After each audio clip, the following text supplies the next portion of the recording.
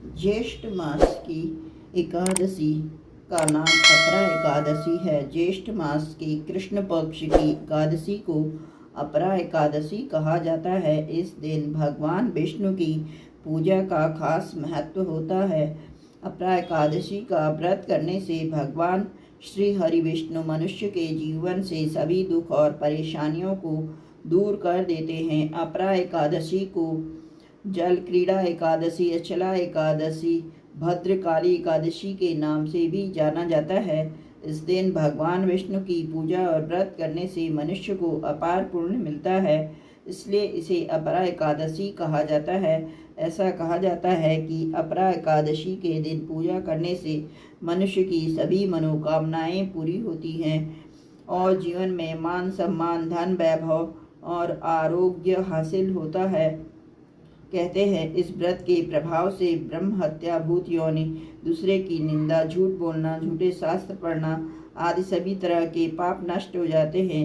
जो फल तीनों पुष्कर में कार्तिक पूर्णिमा को स्नान करने से या गंगा तट पर पितरों को पिंड दान करने से प्राप्त होता है, वही अपरा एकादशी के व्रत करने से प्राप्त होता है। मकर के सूर्य में प्रयागराज के स्नान से, शिवरात्रि का व्रत करने से, सिंह राशि के बृहस्पति में गोमती नदी के स्नान से, कुंभ में केदारनाथ के दर्शन या बद्रीनाथ के दर्शन, स्वर्ण दान करने से अथवा अर्ध प्रसूता गौदान से जो फल मिलता है, वही फल अपरा एकादशी के व्रत से मिलता है।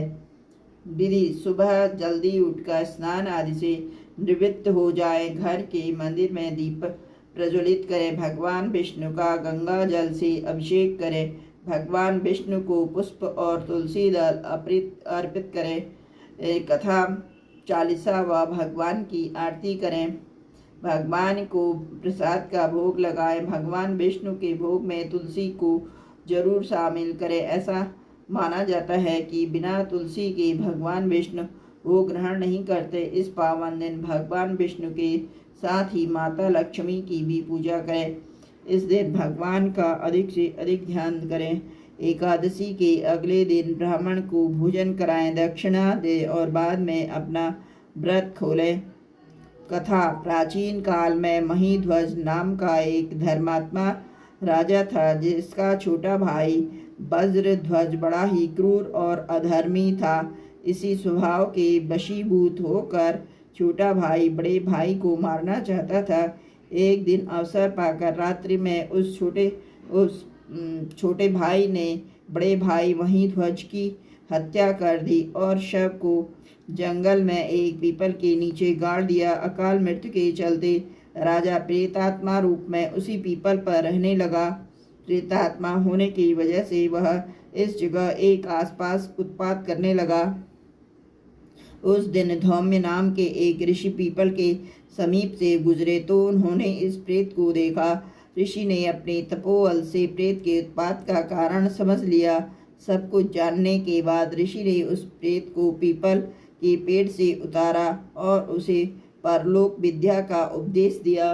दयालु ऋषि ने राजा को प्रेत योनि से मुक्ति भी दिलाई और इसके लिए स्वयं ही अपरा एकादशी का व्रत किया। साथ ही द्वादशी के दिन व्रत पूरा होने पर व्रत का पुण्य प्रेत को दे दिया, जिसके परम पुण्य के परिणाम स्वरूप राजा को प्रेत योनि से मुक्ति मिल गई।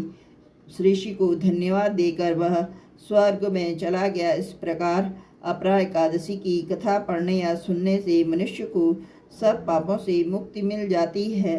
धन्यवाद।